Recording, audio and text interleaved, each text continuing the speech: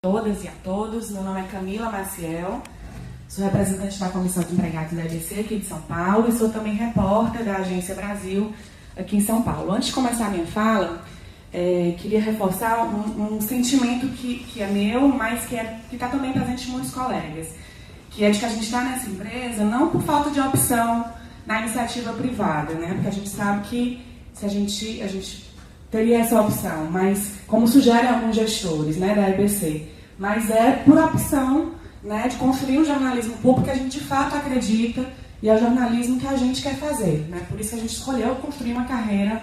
A gente não fez esse concurso por acaso, a gente quer construir uma carreira dentro dessa empresa. Então, saudar a iniciativa aqui do Conselho Curador de discutir esse tema das eleições, especialmente, né, de tirar um pouco de Brasília esse tipo de debate. Para a gente é muito valoroso que isso esteja correndo aqui em São Paulo.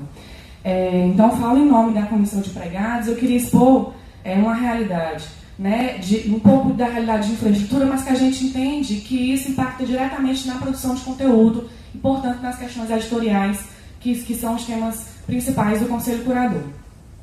Que podem parecer questões internas, teoricamente fáceis de resolver internamente, mas que não são. Por isso que a gente traz aqui hoje para dividir com a sociedade civil, para dividir também com os conselheiros.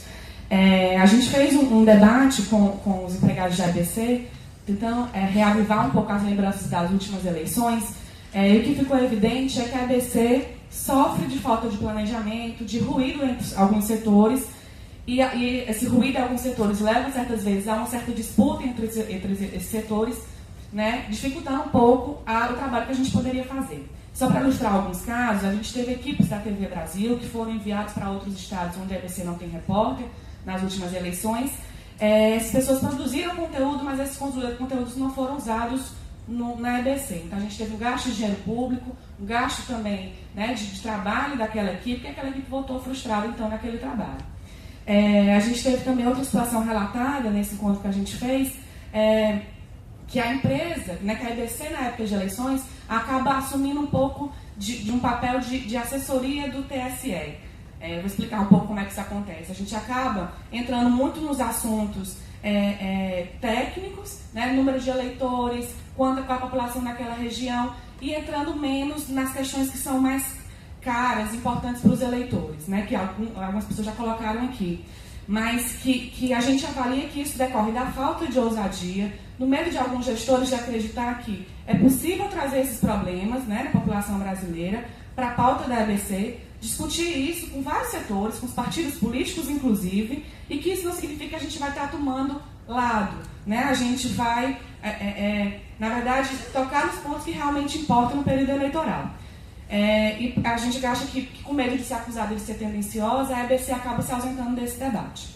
Essa falta de planejamento para a gente também fica evidente quando a gente está a pouco menos de um mês da Copa, e a não ser as equipes que vão estar dentro dos estádios, elas já receberam alguma orientação, mas as equipes que a gente sabe que a Copa do Mundo é muito mais do que vai ocorrer dentro do estádio, e para a EBC principalmente, o que importa mais é o que está fora do estádio, né? Existe um planejamento frágil em relação a isso. Aliás, a gente discutiu na última Assembleia dos Trabalhadores da EBC que se a EBC não cumpriu o que foi prometido na greve, que está no nosso acordo coletivo, se não divulgar o prometido plano de cargos e salários, que a gente não vai ter Copa na EBC. Então, assim, os trabalhadores desmotivados ou pouco orientados, a gente tem dificuldade de fato de fazer um conteúdo que a EBC é capaz, né? Ou que deve, que tem esse compromisso.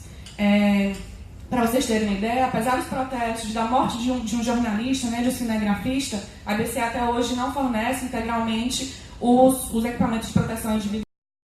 Embora a empresa diga que as pessoas não são obrigadas a estar na rua, que se sentirem inseguras elas podem retornar, existe uma relação de poder que é difícil contornar no cotidiano, né? Então, é o gestor que vai avaliar a pessoa no final do ano e essa avaliação depende da promoção que a pessoa vai receber. Então, esse tipo de decisão por parte do repórter fica, de certa forma, comprometido. Voltando ao tema das eleições, vale lembrar que a EBC não possui equipe de rádio em São Paulo, né? Nas últimas eleições, as 8 emissoras públicas da EBC não tiveram cobertura das eleições na maior cidade do país, né? Num estado que é São Paulo. E o que é feito para mediar essa situação é pedir que os repórteres da Agência Brasil tenham bom senso, né, para gravar essas matérias, o que configura acúmulo de função e, além disso, as pessoas não fazem isso com o tempo devido, com o preparo devido e com a remuneração devida. Né? As pessoas vão para a rua para fazer outro tipo de material, que não é necessariamente material para ser ouvido. Todo esse cenário, então, ele contamina os funcionários e a gente vê muitas vezes equipes desmotivadas, que não vê no cotidiano a possibilidade de construir esse jornalismo público que, de fato, a gente quer, acredita e entrou nessa empresa para construir esse tipo de carreira. Estou muito preocupada com as questões orçamentárias, que são muito relevantes.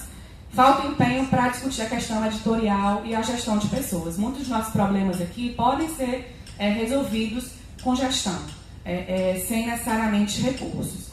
Inclusive, a gente sabe que orçamento é, sobretudo, uma questão de prioridade. Né? A gente foi informado pelo nosso representante no Conselho de Administração, o Edivaldo Caio, que a direção aprovou um aumento salarial de mais de 10%, quando, do outro lado, a gente teve oferecido para os trabalhadores que ficaram 15 dias em greve no ano passado, 1,25% de aumento para os próximos 2 anos.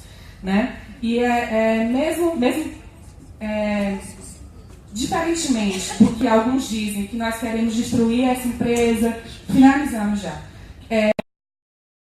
Desculpa eu ter me alongado um pouquinho, mas a gente tem poucos espaços para fazer esse tipo de fala e a gente achava que era importante colocar. Desculpa a todos. Obrigada, Camila. Então,